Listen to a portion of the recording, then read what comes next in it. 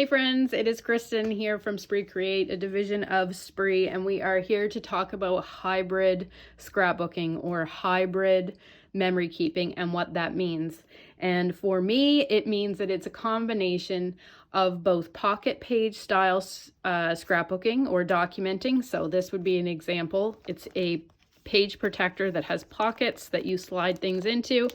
So pocket page along with 12 by 12 traditional scrapbooking pages that typically involve more detail, more space. You can get a little more creative and use a little bit more product. So I decided that I wanted to commit to documenting for the year 2021. I have boxes and boxes and boxes of pictures of life events that I have not scrapbooked of our family and our children, and I was too overwhelmed. I wanted to get back into my craft room and scrapbook, but I didn't want that overwhelming feeling of needing to document each year for everyone. So I decided what I was going to do was I was going to focus solely on the year 2021, and I was going to document it by the week. So every week I was going to take all of the pictures that were on my phone and I was going to dump them to the printer, and I was going to document each week and the happenings of that week. And so in order to do that, I had to get organized and I had to make a few decisions. So the first thing I wanted to do was I wanted to work out of a 12 by 12 album. So I got my album. I knew that I wanted 12 by 12 because I knew I wanted to be able to have the flexibility of doing large 12 by 12 scrapbooking pages, traditional pages as well. So I got my album. I got tons of different size page protectors. I knew that I was going to want that flexibility of adding different sizes, and I knew that I didn't want to be limited. So I have 6 by 12 pages, I have 12 by 12, I have 9 by 12, I have 6 by 4, you name it. I have all different kinds of page protector sleeves that I use, and each week it kind of looks different. So I knew that I was going to work out of a 12 by 12 album. I knew that I was going to do hybrid. I knew that I was going to document by the week. So then I had to decide what kind of supplies I was going to need moving forward. So what I decided to do, because I knew I was going to do the hybrid part, was I stocked up on some Project Life cards. And what Project Life cards are, basically a way to kind of take the guesswork out of documenting. They're 3 by 4 cards and 4 by 4. Let me grab some here in my little. So they're 3 by 4 cards and 4 by 6 cards that fit perfectly into the pocket page style sleeves. And they often will have a journaling prompt or a spot for journaling, or maybe just a little design that helps kind of jazz up your album.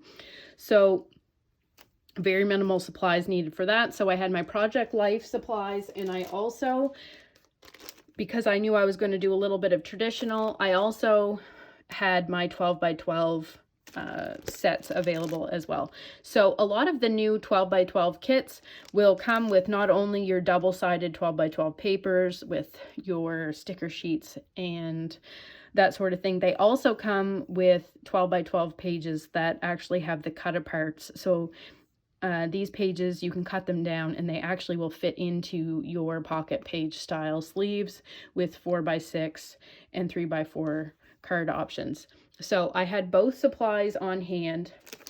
Mostly the only, obviously stickers and my tape and my pens, markers, and all that kind of stuff. Still had all of that, but I decided that I was just going to focus on each week and I was just going to roll with it. So whatever we decided, whatever came up was going to be documented. So the next thing I decided to do, because I knew I was going to be working by the week, was I printed out a calendar for the entire year, and I numbered each week so that as I was working through my pictures on my phone, I would know exactly what week I was working on. So week 1 was the first full week in January, 2, and so on.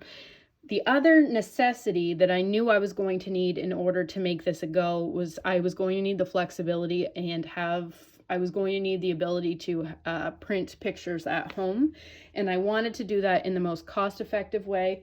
And after spending hours and hours and hours researching different printers, I bit the bullet and went for the Epson PictureMate PM400, which is a small size. Well, you can see it relative to my 12 by 12. A small printer that will print 4 by 6 pictures.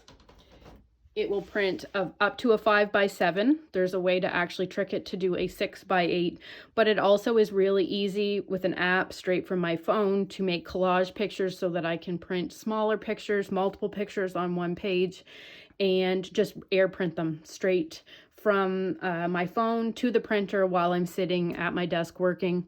And it has made a huge difference. I was able to snag that one actually from the Epson website for $50 off or something like that. So and that sale happens quite frequently. So I had my supplies, I had my papers, I had my album, and I knew how I was going to organize. So then I just dove in, basically. So I did kind of a little entry page, a little 2021, here we go, on to new adventures. And so I started right from the get-go. This was week 1. So what does week 1 look like? And these are all everyday life events.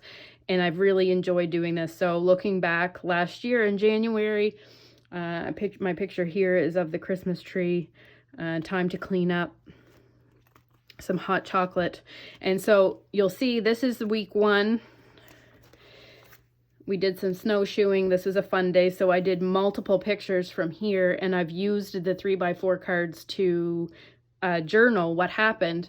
But I absolutely love this picture of Cage. So what I decided to do was do a traditional 12 by 12 page. And in that case, I hauled out some inks and some stickers and some die cuts, and really wanted to highlight that. So it's perfect. I have the flexibility with this type of album to just pop one of those in there. So week 1 has a combination, and this was a lot because I was very excited to get back into it. And then moving on to the next week, this whole week, this highlights one specific event, and then the rest of the week is highlighted on just a simple one pager. And the best part about all of this is you can get tons of different page protectors. And so I had this entire page done, but this is an example, I cleaned the oven and I wanted to show a before and after. And so I decided just to use a pop-up sleeve and tape that additional sleeve right over top. So I have a before and after, as well as a spot to document. So that's basically how I decided to organize the album. Now I'm going to pop ahead and show you. So here's an example. So this is week 5. So when I was printing off the pictures for this week, I could go back to my phone and look week 5. According to my list was February 1st through the 6th. And so I dump all my pictures from my phone onto the printer, and then I get to scrapbooking. So again, week 5 is another example where I had lots of pictures, lots of little memories that I wanted to keep. So many so that I ended up actually putting another insert in it. So here is a 6 by 12 insert that houses a few different pictures along with the journaling cards. And again, this same week, we had some fun events happening, and I wanted to highlight some of those events on a traditional 12 by 12. So that's exactly what I did. And the same thing again here. The week's events are over here, but I highlighted an event on a 12 by 12 traditional page. Here's another example of my week. This is March 12th. The week is all tucked in. I have a combination of the journaling cards with my pictures. I still like to incorporate some stickers and, a few little doodads, as well as making sure that I'm documenting. And sometimes when I have too many pictures, I'll go back to that stash of page protectors I have and see what I have that will help incorporate that little bit of extra. So that is what I did there. And then here's an example of what it looks like before I sit down and actually hash out the actual scrapbooking or kind of embellishment part. So here's an example. I use a post-it note. So week 26, I haven't, or 25, sorry, I haven't done yet. So I had a list of all the pictures and all of the things that happened that week that I wanted to make sure that I documented. And so I have attached it onto my week 25 card that I slip into there. You'll see I just jot down what I need. As I print it, I cross it off. I put all of the pictures into the sleeves so that I have everything and I know that all the pictures that I want to document have a home. And then after, I'll go back and see which spots are empty and what more I need. So here's an example of a picture.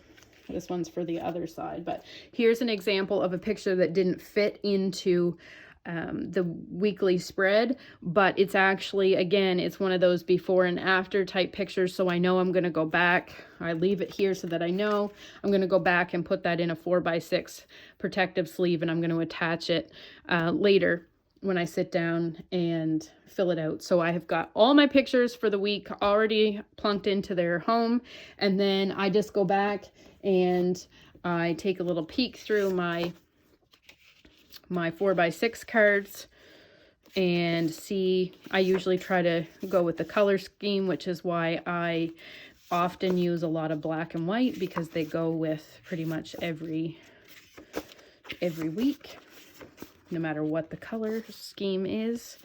And this week is exactly a little bit of this and that, and so I can easily go back,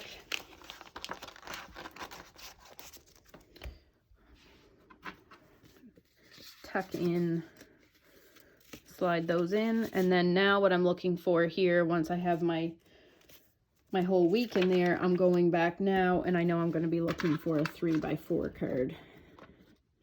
And I'm going to find something, because I don't really have much documented on this one. I'm going to look for something that I can document on the back side of. So hopefully that clears up a little bit what I mean when I say we have a traditional 12x12 as well as a